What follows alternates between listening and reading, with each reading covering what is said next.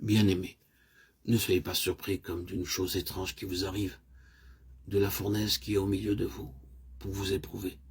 Réjouissez-vous au contraire de la part que vous avez aux souffrances de Christ, afin que vous soyez aussi dans la joie et dans l'allégresse lorsque sa gloire apparaîtra.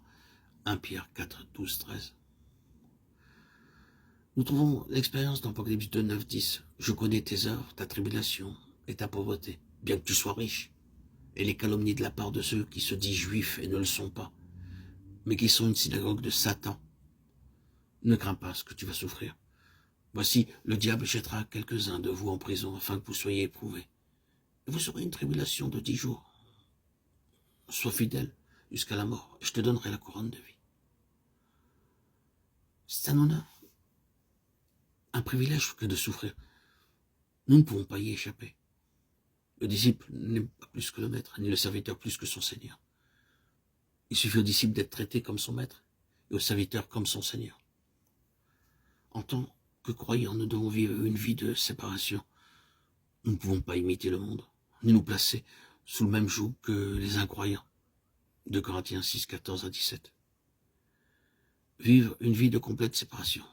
Voilà l'expérience qui nous incombe de vivre, dans notre manière de nous habiller, dans notre attitude, notre comportement, nos conversations. Nous sommes le peuple de Dieu.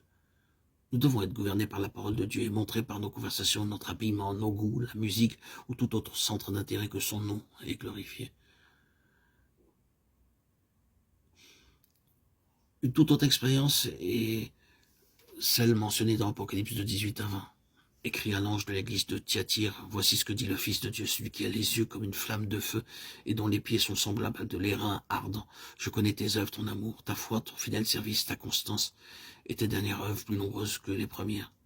Mais ce que j'ai contre toi, c'est que tu laisses la femme Jézabel qui se dit prophétesse enseigner et séduire mes serviteurs pour qu'ils se livrent à la débauche et qu'ils mangent des viandes sacrifiées aux idoles. Ils commencèrent à adorer la croix, et peu à peu, ils introduisirent des images dans l'église et les adorèrent. Toutes ces coutumes païennes doivent être ôtées. Elles ravissent la gloire au Seigneur Jésus-Christ. Dieu est esprit, et nous devons l'adorer en esprit, en vérité. Maintenez donc une adoration simple, libre de tout rituel, rite et pratique sans signification. Voilà une expérience à laquelle nous devons nous conformer et obéir. Ainsi, par cette obéissance et cette discipline que nous imposons, le très saint nom précieux et puissant de notre Seigneur Jésus-Christ sera glorifié, chanté et adoré pour les siècles des siècles. Amen. Alléluia.